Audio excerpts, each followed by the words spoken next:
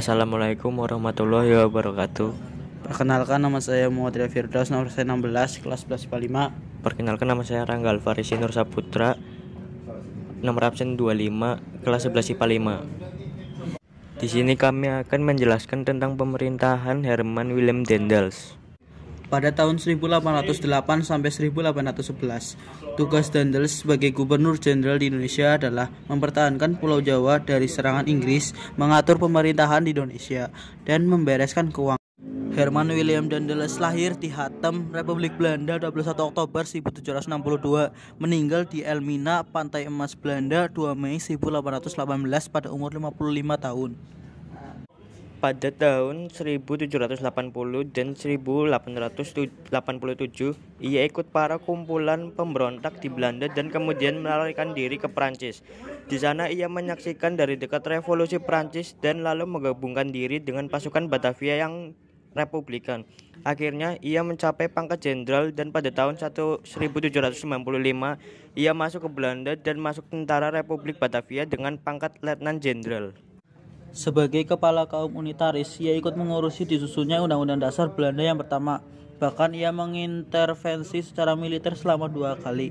Tetapi invasi orang Inggris dan Rusia di provinsi North Holland berakibat buruk baginya.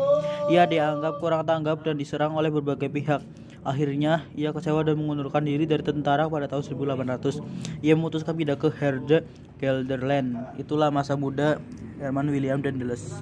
Pada tahun 1806, ia dipanggil oleh Raja Belanda, Raja Louis, untuk berbakti kembali di tentara Belanda. Ia ditugasi untuk mempertahankan provinsi Friesland dan Groningen dari serangan Prusia. Lalu, setelah sukses, pada tanggal 28 Januari 1807, atas saran Kaisar Napoleon Bonaparte, ia dikirim ke Hindia Belanda sebagai Gubernur Jenderal. Herman Willem Daendels merupakan seorang politikus dari Belanda yang pernah menjabat sebagai Gubernur Jenderal Hindia Belanda yang ke-36. Ia dalam memerintah antara kisaran tahun 1808 sampai 1811, di mana saat itu Belanda sedang dikuasai oleh Prancis. Tugas utama Daendels pada saat itu ialah mempertahankan Pulau Jawa supaya tidak dapat dikuasai oleh Inggris. Sebagai pemimpin yang telah ditunjuk oleh pemerintahan Republik Batav, Daendels harus memperkuat pertahanan dan juga memperbaiki administrasi pemerintahan serta kehidupan sosial ekonomi di Nusantara, khususnya di tanah Pulau Jawa. Kebijakan pemerintahan Herman Willem Daendels. Sebagai seorang revolusioner, Daendels sangat mendukung perubahan-perubahan liberal. Beliau juga bercita-cita untuk memperbaiki nasib rakyat dengan memajukan pertanian dan perdagangan. Akan tetapi, dalam melakukan kebijakan-kebijakannya, beliau bersikap diktator, sehingga dalam masa pemerintahannya yang singkat, yang diingat rakyat hanyalah kekejamannya. Usaha-usaha Daendels pada masa pemerintahannya. Ada beberapa usaha-usaha yang dilakukan Daendels, yang diantaranya yaitu dengan melakukan banyak campur tangan dan perubahan dalam tata cara dan adat istiadat pada kerajaan-kerajaan di Jawa. Untuk memperkuat kedudukannya, Daendels berhasil mempengaruhi Mangkunagara II untuk membentuk pasukan Legiun Mangkunagara dengan kekuatan sekitar 1.150 orang prajurit. Pasukan ini siap sewaktu-waktu untuk membantu pasukan Daendels apabila terjadi perang.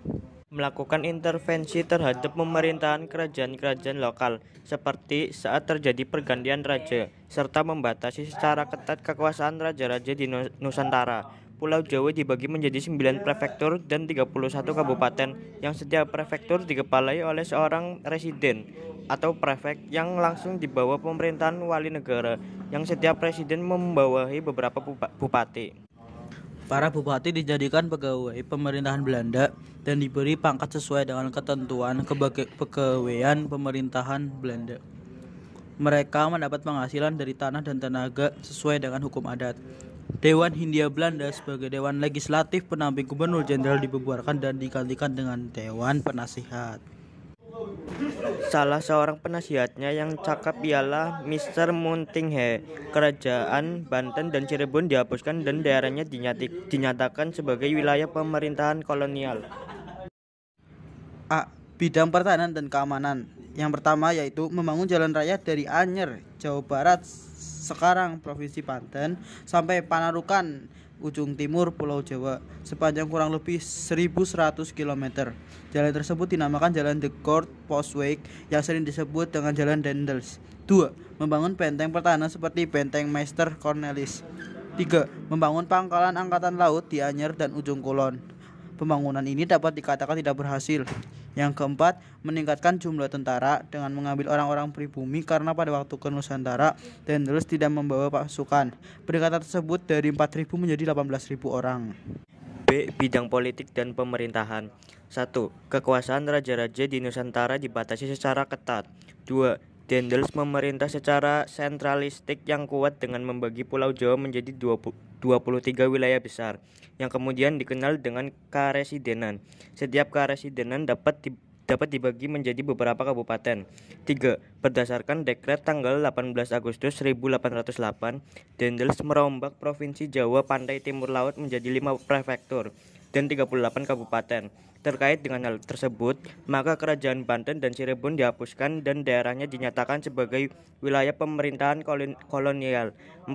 Kedudukan bupati sebagai penguasa tradisional diubah menjadi pengawai pemerintah yang digaji. Meskipun demikian, para bupati tersebut masih memiliki hak-hak feodal tertentu. C. Bidang ekonomi dan keuangan.